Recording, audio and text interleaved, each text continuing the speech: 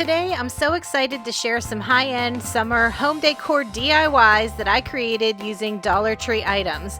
And they were all inspired by gorgeous pieces that I found on the Kirkland's website. These crafts are super easy, budget-friendly, and perfect for giving your home a fresh, seasonal look without spending a fortune. When I saw this piece on the Kirkland's website, I thought it was just a really pretty piece of wall decor, but it turns out it's actually a tray. But I liked it better as a piece of art, so that's what I'm going to make instead. I went to the photo frame aisle of the Dollar Tree and I picked out this really large collage frame. It measures 12 by 12. And then I was looking around for something to use for the centerpiece, and I got really lucky because I found this frame canvas that had the same exact flower on it. Now, because I could only find this frame in black, I wanted to paint it, so I removed everything from the inside first, including the glass, and then I just gave it 2 coats of my favorite white chalk paint. I used a regular brush stroke on the first coat, but because this frame is plastic, there were places that you could really see the brush strokes in it. So for the second coat, I used an up and down pouncing motion, and it blended away all of those brush strokes. Now, because this is a collage frame, I needed a solid piece for inside of it rather than the part that had all the little frames cut out for different photos. So I just took a piece of poster board and I traced around the insert that came with the frame and I cut it out with scissors. Another thing to keep in mind is there's a shiny side and a matte side to poster board, and I'm working on the matte side. I wanted to create the stripes for the background of this piece, so I'm just using some painter's tape, and I'm working horizontally here because it's easier for me to lay the tape down that way, but the stripes will go vertical in the end. Anytime I'm creating stripes on something, I always like to start in the center so that I don't have one side with a short stripe and the other side with a long stripe. That way, if there's going to be an uneven stripe, they should be pretty even on each end. I hope that kind of makes sense. But you can see here, I'm just laying down strips of my painter's tape, and then I'm using another small piece to act as a spacer, and I worked my way the whole way across the surface. I had to do a little custom blending of some chalk paint to get a color that I thought worked well with the flower that I chose. And as I painted on my chalk paint, rather than going in with a full solid coat, you can see here I tapped most of the paint off of my brush, and I'm going in with a drier brush so that my stripes have a bit of a distressing to them. There's 2 reasons I did that. 1, because I really like the look of that, and 2, I was afraid that because this was poster board, as I would pull off the tape, it would rip some of the poster board and it would give it a little natural distressing. And I was right. As I was pulling the tape off, it was lifting off a bit of the surface of the poster board. It didn't cause a major rip anywhere, but because it did feather those edges a bit, since I did distress it by doing a dry brush, it all blended together and it looked like I meant to do that. So while all of my paint was drying, I got to work prepping this canvas. I just used a utility knife and I cut all around the back side so that I could remove the print from the frame. So the bonus to this project is now I have a wooden frame that I can use in a different craft. If you're also a paper crafter like me, you've probably done a lot of fussy cutting in your day. Now, if you're not a paper crafter, cutting is just cutting around an image. So you can see here, I'm just using my scissors and I'm doing the best that I can to stay close to the edges of the petals and the leaves of the flower. And I'm just cutting it out the whole way around. Now, if you don't like fussy cutting or you don't think you want to do that, you could just leave a small border the whole way around and do the best you can to stay with the shape. But like I said, I'm pretty used to fussy cutting. I've done a lot of it in my scrapbooking days. And so this was pretty fun for me. I actually like doing this. And I just went around the whole image and cut everything out.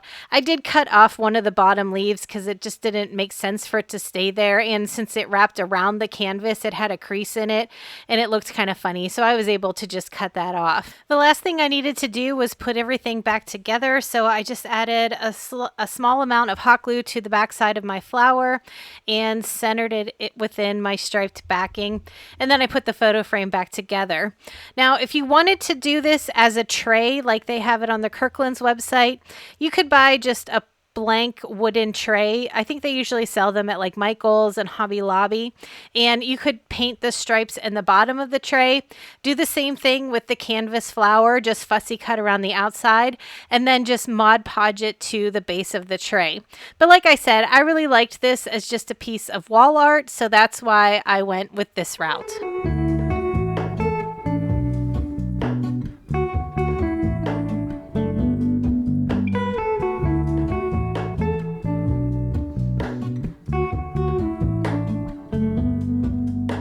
I love this picture frame from Kirkland's. I love the shutters on it. It's right up my alley. And the Dollar Tree made it really easy to recreate because they had this awesome picture frame that had beading around the outside that was already distressed.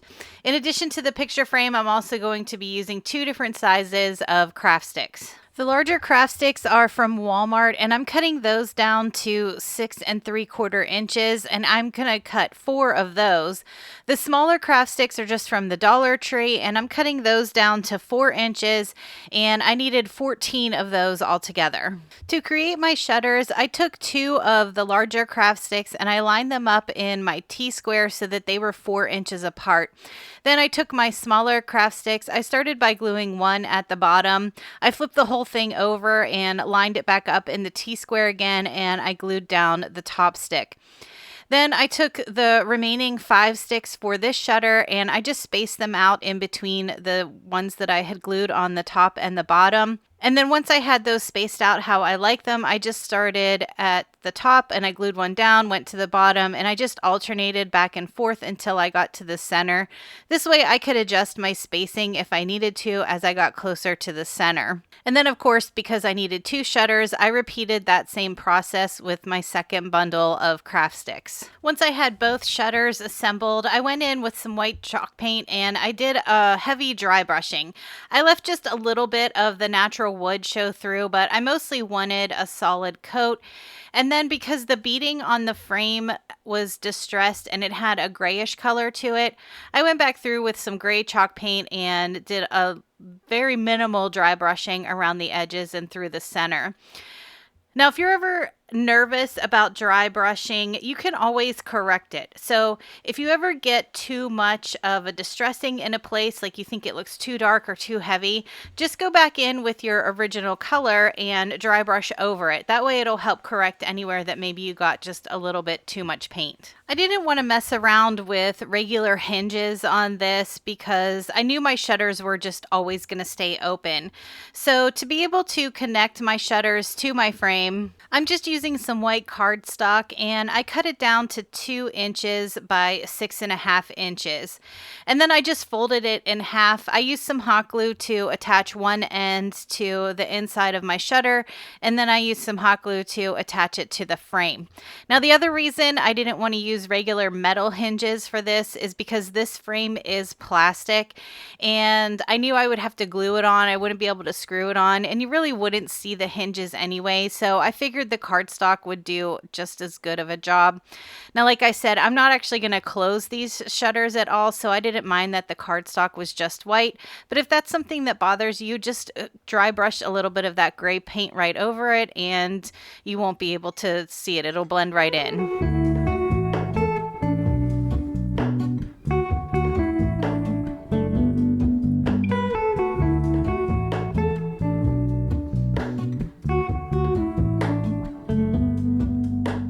I don't know about you, but I think $50.99 is way out of my budget for 3 pieces of home decor. To recreate this Kirkland's piece, I went to the Dollar Tree and I grabbed some of their nautical rope in white, and then I started digging through some of the framed prints that they had until I found some that coordinated with each other.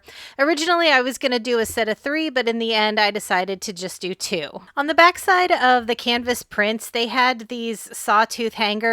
These are pretty easy to remove. You can see I just used my hands. I was able to pull them right out, but I did save them because I'll be reusing them at the end. The pieces from Kirkland's looked like they were framed out with rope, so that's what I wanted to do to these.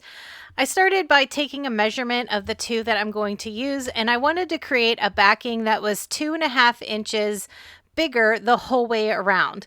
So For example, my measurement across the front was 6 inches, so I made the width of my chipboard 8.5 inches. Now you don't have to use chipboard here. You could also use cardboard or even foam core board.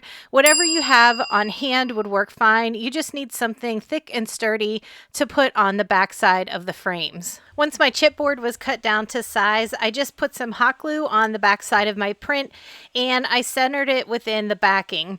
Now I just eyeballed mine here. I wasn't too worried if it was a little off from side to side, but if that's something that you're very particular about, you could always measure in 1.25 inches from each side and make sure that you had it exactly in the middle. Now starting at the bottom of my print, I'm just laying down a small amount of hot glue and then I'm going to go the whole way around the print. I'm not going to do a continuous wrapping of the rope. As I finish one row, when I get to the bottom again, I'm going to cut off the rope and start again for the second row.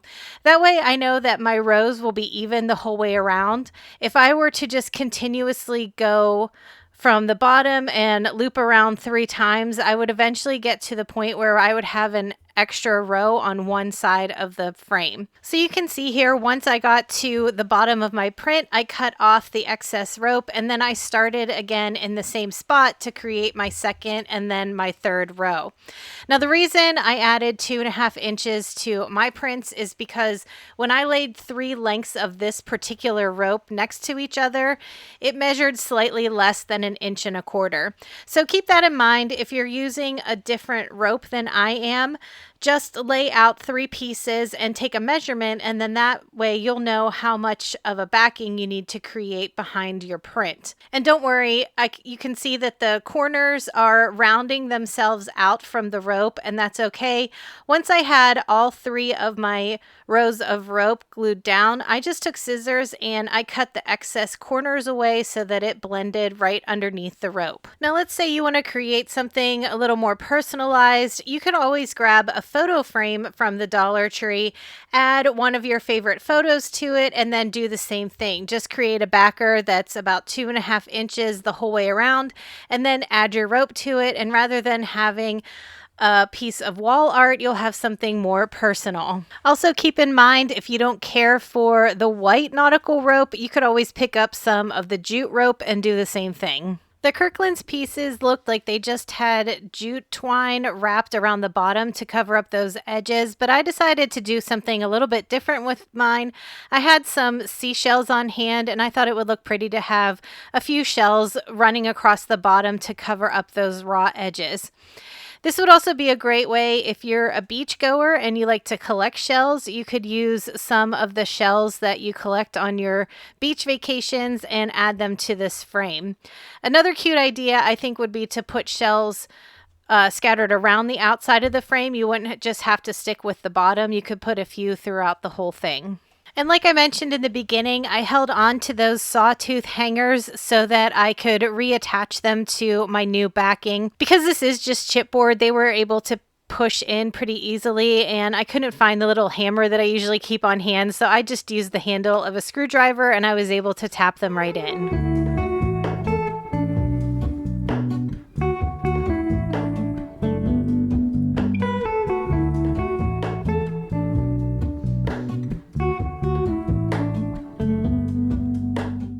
Even though this woven rattan wreath hanger is not that expensive at $9.99, I knew I could take one from the Dollar Tree and just give it an upgrade. I used to be able to find the wreath hangers at the Dollar Tree just seasonally. You know, sometimes they would bring them out for Christmas in red and green or in the fall colors.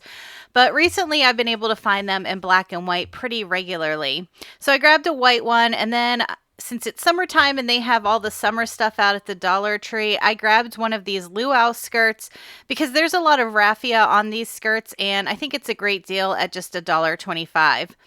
Now these skirts are pretty easy to take apart. They're just strung on with some jute string and they just have a knot in one end. So to get started, I cut the knot off of the end of the skirt and then I pulled off 2 bunches of the raffia. I started at the top of the wreath hanger. This is the part that hangs over your door, and on the inside I just added some hot glue and I added my 2 bunches of raffia. Now I noticed on this skirt that each bunch had 2 lengths of raffia, so I'm working with 4 altogether. together here. Once I had those glued in place, I just added a piece of clear tape to make sure that they were nice and secure. And then I took all 4 pieces and I just started wrapping them diagonally down the length of the wreath hanger. I wasn't too worried if the raffia got twisted up. I wasn't trying to keep it flat or anything like that because I like the added texture it gave as it twisted and turned as I was wrapping it down the length. And I just wanted to make sure that the whole thing was covered. I only went down to where the wreath hanger started to curve up again. I didn't bother trying to wrap the whole thing. I just wanted the straight part of the wreath hanger covered. After my wreath hanger was all covered in the raffia, I wanted to give it a more woven look. So I grabbed 3 more bundles of the raffia for 6 pieces total. I twisted it at the top and held it in place with a clip.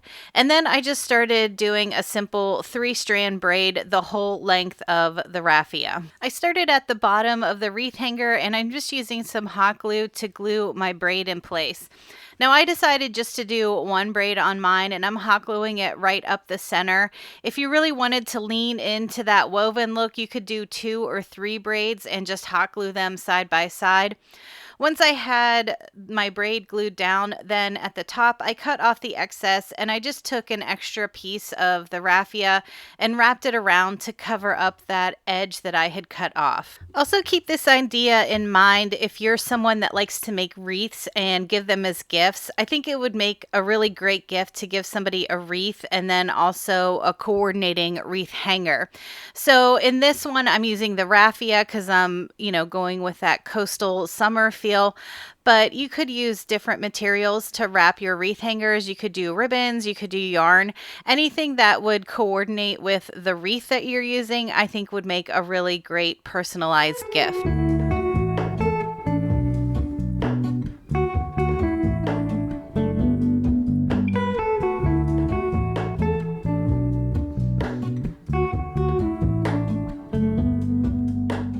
I'm always looking for different options for outdoor lighting, and this solar light from Kirkland's caught my eye. The Dollar Tree does have a big selection of solar lights, but the light that caught my eye was this little light with a shade on it. Now, this isn't a solar light, it's just battery operated, but I thought it would work for this anyway.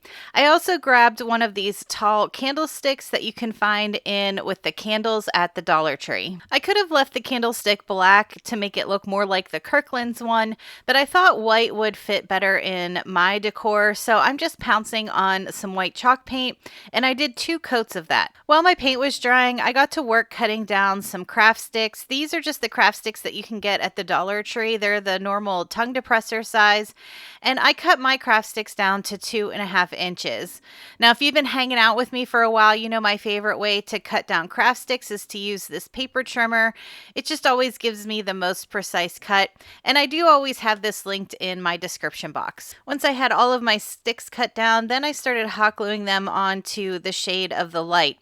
I kept the end of the stick butted up against the top of the light where it shifts upward, and I just put the sticks as close together as I could the whole way around. Once I had my first row of sticks in place, then I went through with another set of sticks and glued them in between the sticks that I already had.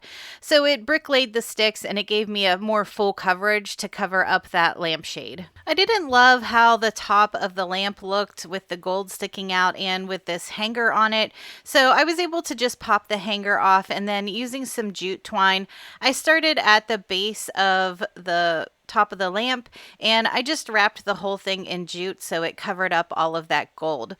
Now, one thing that you could do instead is to paint your lampshade first. I didn't think to do that in the beginning, but I think that would have been a better alternative, was just to paint the lampshade, whatever coordinating color you'd like to use. If you wanted to keep the candlestick black, you could paint the lampshade black, or like I painted mine white, I could have painted my lampshade white as well. I added a generous amount of hot glue to the inside of the top of my candlestick, and then I was able to set my little lamp right down inside of it. After I had this all put together, I realized that I didn't care for the craft sticks not being painted.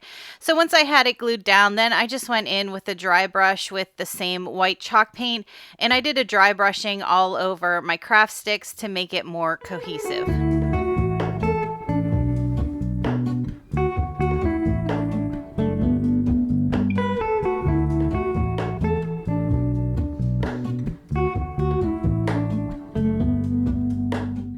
Thanks so much for coming to hang out in the craft room with me again today. If you need even more spring or summer crafting inspiration, check out one of the videos I left on the screen. All right, everyone, I hope you have a great week, and I'll talk to you in the next one.